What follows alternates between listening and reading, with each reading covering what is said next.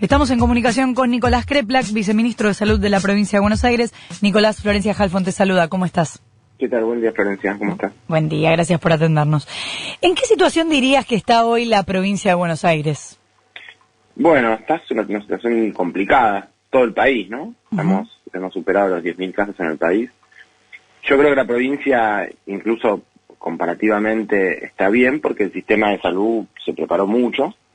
Es una provincia muy grande, es muy variable también, es cierto eso, y las realidades del interior de la provincia en algunas cosas se pueden parecer más a las del interior del país, pero el sistema lo manejamos, digamos, y tenemos posibilidades de compensar deficiencias de un lugar con otros, así que si bien tenemos muchos más casos, se ha migrado, ya tenemos hace 2 semanas o 3 semanas el 4% de los casos aproximadamente correspondían al interior de la provincia y hoy estamos en un poquito más del 10% de los casos, y los casos están aumentando. Así que ya hay varios distritos en el interior con muchos casos. El AMBA sigue aumentando. Había hecho como una especie de meseta hace un par de semanas. Más o menos a partir de esos días aparecieron muchas más aperturas, marchas, bueno, toda una cuestión del aperturismo también, que 7 a 10 días después se refleja en un aumento de un 35% de los casos. O sea, tu lectura... Perdón. Sí, me parece que es evidente, ¿no? Todos sabemos que la gente se contagia cuando sale y se encuentra con otras personas, así que hay una correlación temporal. Ok, o sea, 35% de aumento en los casos de AMBA para vos tienen que ver con las movilizaciones de hace unos días. Yo no creo que la movilización, porque me parece que la movilización fue escasa. Lo que yo pienso es que a partir de la movilización se instala una lógica de menos cuidado. Junto con la movilización se produjeron también aperturas de grandes centros comerciales. Digamos, hay mucho más aperturismo, pero además me parece que se pone en debate. Uno puede, yo veo muy poca tele, tengo poco tiempo, pero cuando veo un poquitito, uno ve todo el tiempo los que están hablando sobre el fracaso del aislamiento, el fracaso del cuidado. Creo que hay en todo ese mensaje que se valida con dirigencias políticas y medios de comunicación avalando una marcha, pero el resto es un cotidiano, hay menos pautas de cuidado. Y esa es la razón por la que yo entiendo que cuando habíamos logrado estabilizar en muchos casos en el AMBA, o sea, ya eran muchos casos ya y estábamos, pero igual habíamos logrado tener una estabilización, ahora vuelve a subir, y vuelve a subir en la ciudad de Buenos Aires y en el conurbano, o sea, también es una cosa que nos pasa a todos.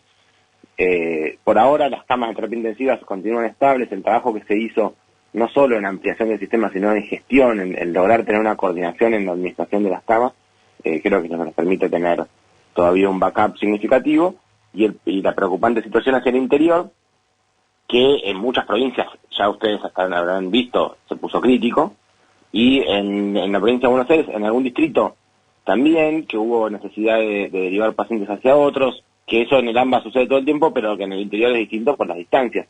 Pero bueno, nosotros tenemos un sistema que nos permite administrarlo, trabajamos con todos los intendentes, los secretarios de salud, tenemos hospitales por toda la provincia, lo venimos haciendo, pero la situación es de franco crecimiento. Me parece que la expectativa que tuvimos de un amesetamiento hace unos días se destruyó también por la falta de cuidado, ¿no?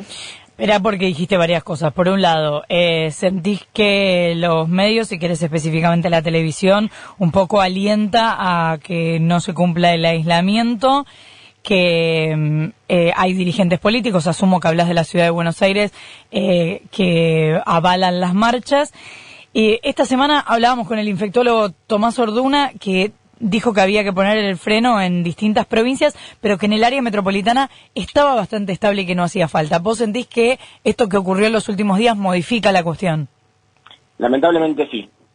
Nosotros veníamos siguiendo no solamente con la cantidad de casos, sino con la cantidad de internaciones, porque la cantidad de casos puede tener más variables sobre su percepción, las internaciones son más rígidas, digamos, la gente se siente mal, va al hospital, y nosotros tenemos monitoreadas 24 horas todas las camas, así que eso lo vemos muy rápidamente, empezó a aumentar.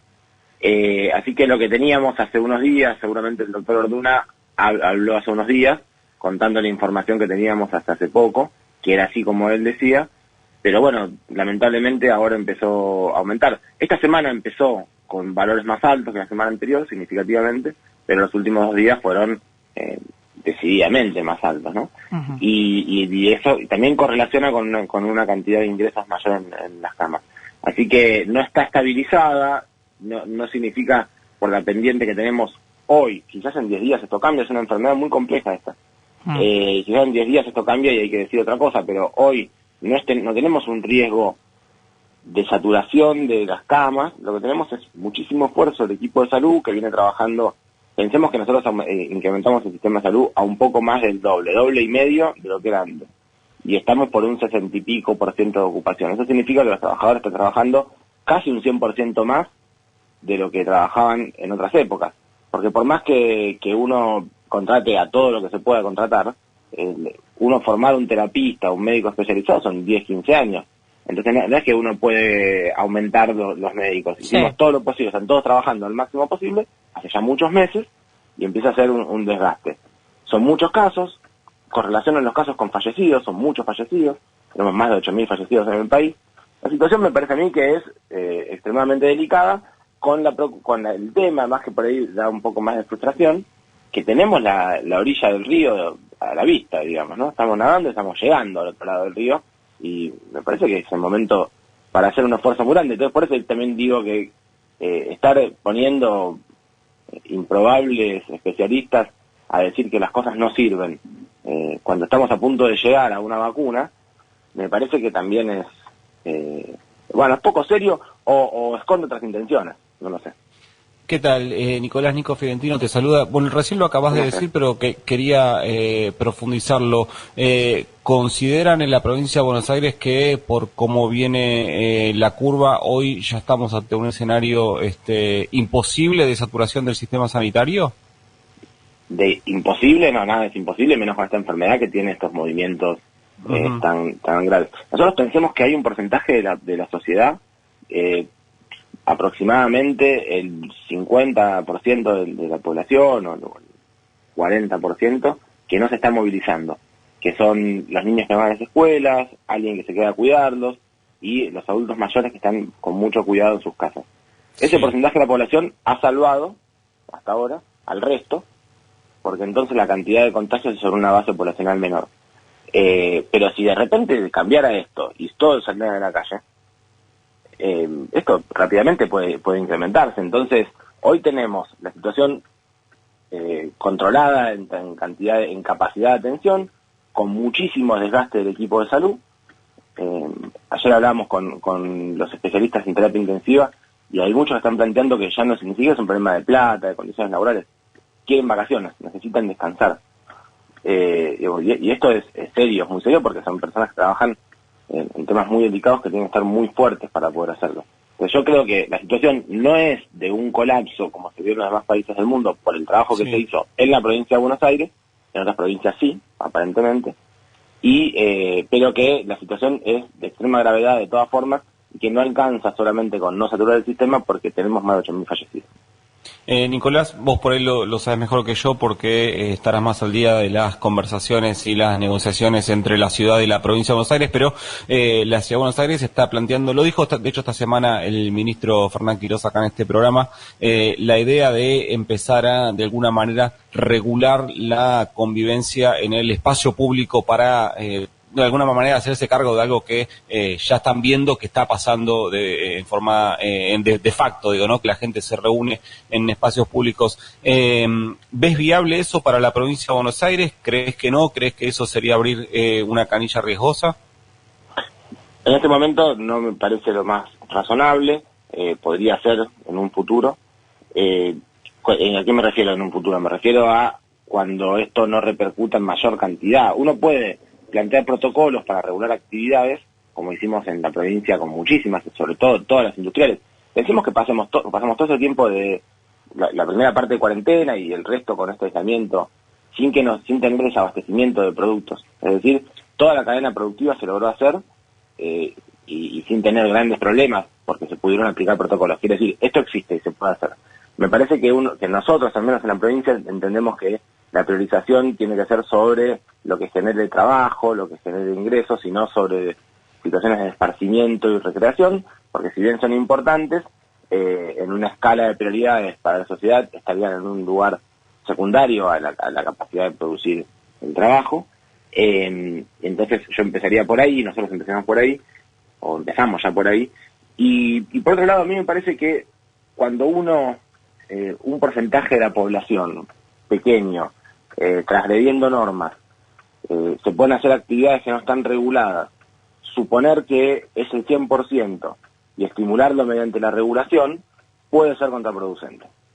Y yo ahí creo que hay que ser muy cuidadoso y no hacerlo en situaciones de crecimiento tan marcado como estamos viviendo ahora. Nicolás, ¿qué puedes decirnos de las reinfecciones? Porque nos enterábamos hace unos días de este caso afuera, pero ayer informó Fernando Pollack que estaba reinfectado. Escuchamos a algunos profesionales de la salud. ¿Qué es lo que sabemos de esto? Bueno, hay una frase que yo soy docente en la Facultad de Medicina, que solemos decir en la Facultad de Medicina, que aprendemos ni bien empezamos a cursar, que dice en medicina 2 más 2 nunca es 4. Suele suceder que las cosas no son lineales. Y ahí aparecen muchas variables. ¿Cuántos de los casos son efectivamente reinfecciones y cuántos de los casos son una primera situación con un diagnóstico cruzado, un falso positivo? Porque la mayoría de los casos de reinfecciones que se vieron, se trata de un primer caso asintomático, de una persona que se hizo un hisopado por algún síntoma menor o sin síntomas, le dio positivo, y en general, cuando vuelve a aparecer, es una enfermedad sintomática, y eso es más claro. La primera vez podría haber sido una enfermedad leve que no produjo defensa, podría ser, lo más probable para mí, es que sea un falso positivo, que se haya identificado como un coronavirus a otra cosa, y por eso pasó. Han habido algunos casos que se reportaron ya un poco más científicamente, en los que donde aparentemente sí hay reinfección.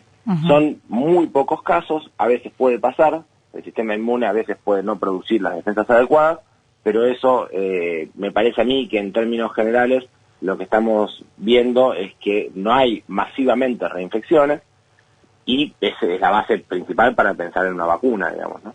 Claro. Y la vacuna contra coronavirus existe, quiero decir, en animales hace mucho tiempo hay vacunas contra coronavirus, hay muchas vacunas contra enfermedades virales de ARN, así que, digamos, en términos generales podría haber una reinfección, pero si es marginal no cambia la ecuación. Nicolás, en las expectativas, al menos tuyas, o no sé si hay proyecciones hechas desde el Ministerio bonaerense, ¿cómo o para cuándo esperan el impacto de la vacuna en lo que es como una herramienta para controlar la expansión del virus? Bueno, eso depende de muchas cosas. Creo que no podemos decirlo. Lo que sabemos es que el acuerdo que ya hizo el gobierno nacional con una fábrica estaría para el primer trimestre del año que viene. ¿Qué posibilidades hay de que haya algo antes?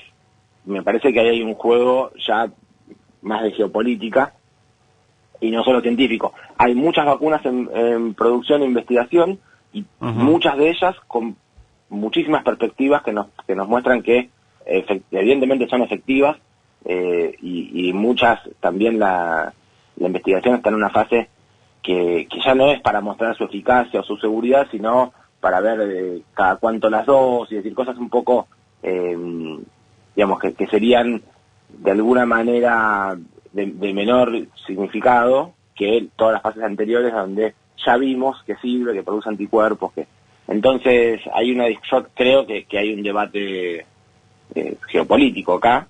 Hay grandes potencias mundiales produciéndolo, hay elecciones en grandes potencias mundiales. Me parece que hay muchas cosas en juego, y aventurarse a los tiempos no lo podemos saber. Yo espero que haya posibles novedades antes del primer trimestre del año que viene. Tengo alguna expectativa de que así pueda ser, pero me parece que todavía quedan 2-3 semanas claves para eso. Pero de optimista nomás. ¿O no sabes? No, bueno, yo te puedo decir que soy optimista, además me dedico a esto. Claro, claro. ¿Qué sé yo? Nicolás, esta semana la Ciudad de Buenos Aires presentó un protocolo para que algunos chicos pudieran volver a las aulas durante un ratito, en realidad para tener conectividad, porque no están logrando tenerla en sus hogares. Desde el Ministerio de Educación Nacional nos decía esta semana Nicolás Trota que, además de que no cumplía el protocolo, los requisitos de lo que se venía demandando, si eso lo hubiera demandado la provincia de Buenos Aires, lo mismo hubieran dicho que no, porque no tiene que ver con una cuestión política, sino que tiene que ver con una cuestión sanitaria. ¿La provincia de Buenos Aires podría haber planteado una cosa así? ¿Está pensando en la posibilidad de que los chicos regresen a las aulas? Bueno, a mí me parece que ahí hay 1000 debates de fondo que son, bueno, hasta te diría uno de concepción de la humanidad, pero si uno piensa que los chicos, por no tener acceso a una tecnología, a un servicio costoso, lo que tienen que hacer es someterse a mayor riesgo, me parece que tenemos una discusión de fondo muy fuerte. Nosotros, la provincia de Buenos Aires, por supuesto, te lo explicaba el otro día el gobernador, el problema es que en la ciudad de Buenos Aires corresponde al 5 o 6%, en la provincia corresponde al 30%. El 30% de la provincia de Buenos Aires, además, que es 5 veces más. Nosotros lo que hicimos en la provincia fue buscar alternativas a la conectividad para garantizar la continuidad educativa, imprimiendo más de 10 millones de cuadernillos, docentes que se acercan a los domicilios y llevan los cuadernillos, digamos. Hay un trabajo territorial muy grande hecho para que los chicos puedan continuar con la educación hasta que logremos garantizar, y yo creo que es indispensable, que la conectividad sea un derecho básico de toda la ciudadanía. Pero no podemos pensar que vamos a reemplazar esa asimetría social y esa inequidad social poniendo en más riesgo a los chicos y sus familias. Está demostrado que los chicos no solamente se contagian, que muchos de ellos se pueden enfermar y que se han enfermado muchos chicos, sino que, sobre todo, pueden contagiar mucho más que incluso los adultos mayores. Así que no solamente es poner en riesgo a los chicos, sino poner en riesgo a sus familias, a sus docentes. De ninguna manera la solución a este problema va a ser eso, y la idea de que se pueda recuperar las clases va a tener que ver con que eso no genere mayor riesgo en la sociedad. Nicolás Krepsak, viceministro de Salud de la provincia de Buenos Aires, muchísimas gracias como siempre por habernos atendido. Muchas gracias a ustedes, hasta luego. Hasta luego, igualmente.